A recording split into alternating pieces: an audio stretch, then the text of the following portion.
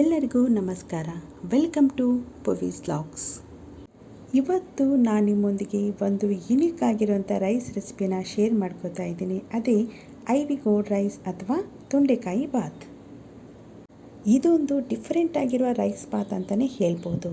ಯಾಕೆಂದರೆ ಇದರ taste and flavour ಕೂಡ ಅಷ್ಟೇ ಡಿಫ್ರೆಂಟ್ ಆಗಿರುತ್ತೆ. ಹಾಗಾದರೆ ಇದನ್ನು ಮಾಡೋ ವಿಧಾನ ಹೇಗೆ ಅಂತ ಇವಾಗ ನೋಡೋಣ.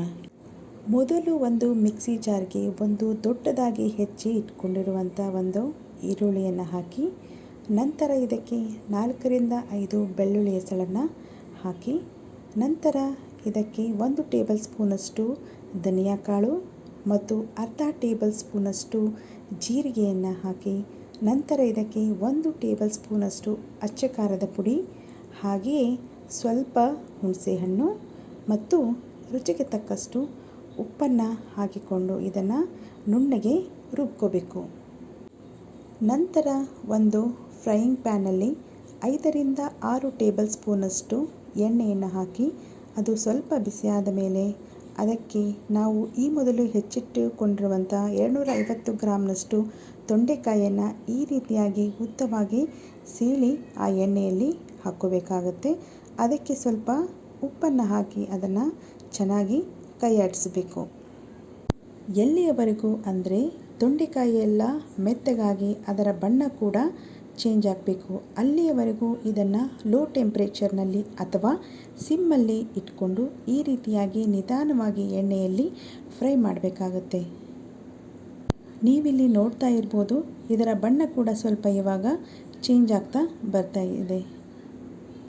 ಈ ರೀತಿಯಾಗಿ ಒಂದು ಮುಚ್ಚಳವನ್ನು ಮುಚ್ಚಿ 2ರಿಂದ 3 ನಿಮಿಷ ಅದನ್ನು ಬೇಯಲು ಬಿಟ್ಟರೆ ಅದು ಇನ್ನೂ ಸ್ವಲ್ಪ ಬೇಗನೆ ಬೇಯುತ್ತೆ. ಯಾವುದೇ ಕಾರಣಕ್ಕೂ ಗ್ಯಾಸನ್ನು ಮೀಡಿಯಮ್ ಫ್ಲೇಮ್ ಅಥವಾ ಹೈ ಫ್ಲೇಮಲ್ಲಿ ಇಟ್ಕೋಬೇಡಿ. ಯಾಕೆಂದರೆ ಇದು ಸೀದು ಹೋಗೋ ಚಾನ್ಸಸ್ ಇರುತ್ತೆ. ಅದಕ್ಕೋಸ್ಕರ ಲೋ ಟೆಂಪ್ರೇಚರ್ ಅಥವಾ ಸಿಮ್ಮಲ್ಲಿ ಇಟ್ಕೊಂಡು ಇದನ್ನು ನಿಧಾನವಾಗಿ ಫ್ರೈ ಮಾಡಬೇಕಾಗುತ್ತೆ. ಇವಾಗ ಈ ತೊಂಡೆಕಾಯಿ ಸ್ವಲ್ಪ ಮೆತ್ತಗಾಗಿದೆ, ಹಾಗೆ ಇದರ ಕಲರ್ ಕೂಡ ಇವಾಗ ಚೇಂಜ್ ಆಗಿದೆ. ಸುಮಾರು 8 ನಿಮಿಷದಿಂದ ಇದು ಈ ರೀತಿ ಫ್ರೈ ಆಗ್ತಾ ಇದೆ. 8 ನಿಮಿಷದ ನಂತರ ಈ ರೀತಿ ಸಂಪೂರ್ಣವಾಗಿ ಇದರ ಬಣ್ಣ ಚೇಂಜ್ ಆದಮೇಲೆ ಇದಕ್ಕೆ ನಾವು ಈ ಮೊದಲು ರುಬ್ಬಿ ಇಟ್ಕೊಂಡಿರುವಂಥ ಮಸಾಲ ಪೇಸ್ಟನ್ನು ಹಾಕಿ ಅದರ ಹಸಿ ವಾಸನೆ ಹೋಗುವವರೆಗೂ ಅದನ್ನು ಇದರಲ್ಲಿ ಸರಿಯಾಗಿ ಮಿಕ್ಸ್ ಮಾಡಬೇಕು. ಹಾಗೆ ಚೆನ್ನಾಗಿ ಹುರ್ಕೋಬೇಕು. ಮಧ್ಯೆ ಮಧ್ಯ ಇದನ್ನು ಈ ರೀತಿಯಾಗಿ ಬಿಡದೇ ಕೈಯಾಡಿಸ್ತಾನೆ ಇರಬೇಕು. ಇಲ್ಲ ಅಂದರೆ ಮಸಾಲೆ ಕೂಡ ಸೀದು ಹೋಗುತ್ತೆ. ನಿಮಗೆ ಮಧ್ಯದಲ್ಲಿ ಏನಾದರೂ ಸ್ವಲ್ಪ ಡ್ರೈ ಅಂತ ಅನಿಸಿದರೆ ಸ್ವಲ್ಪ ನೀರನ್ನು ಹಾಕ್ಕೊಂಡು ಮತ್ತೆ ಅದನ್ನು ಸರಿಯಾಗಿ ಹುರ್ಕೊಳ್ಳಿ. ಈ ರೀತಿಯಾಗಿ ಸಂಪೂರ್ಣವಾಗಿ ಆ ಮಸಾಲೆಯ ಹಸಿ ವಾಸನೆ ಹೋಗುವವರೆಗೂ ಸ್ವಲ್ಪ ಸ್ವಲ್ಪನೇ ನೀರು ಹಾಕ್ಕೊಳ್ತಾ ಇದನ್ನು ಚೆನ್ನಾಗಿ ಹುರ್ಕೋಬೇಕಾಗತ್ತೆ. ನಾನಿವಾಗ ಇದನ್ನು ಸುಮಾರು 5 ನಿಮಿಷದಿಂದ ಈ ರೀತಿಯಾಗಿ ಹುರ್ಕೋತಾ ಇದ್ದೀನಿ. 5 ನಿಮಿಷ ಆದಮೇಲೆ ಇದಕ್ಕೆ ನಾವು ಈ ಮೊದಲೇ ಮಾಡಿಟ್ಕೊಂಡಿರುವಂಥ ಅನ್ನವನ್ನು ಹಾಕಿ ಇದರ ಜೊತೆ ಸರಿಯಾಗಿ ಮಿಕ್ಸ್ ಮಾಡಬೇಕಾಗತ್ತೆ. ಇದಕ್ಕೆ ಬಿಸಿ ಅನ್ನವಾದರೂ ನಾವು ಹಾಕ್ಕೋಬಹುದು ಅಥವಾ ಉಳಿದ ಅನ್ನವನ್ನಾದರೂ ನಾವು ಹಾಕ್ಕೊಂಡು ಮಿಕ್ಸ್ ಮಾಡ್ಕೋಬಹುದು.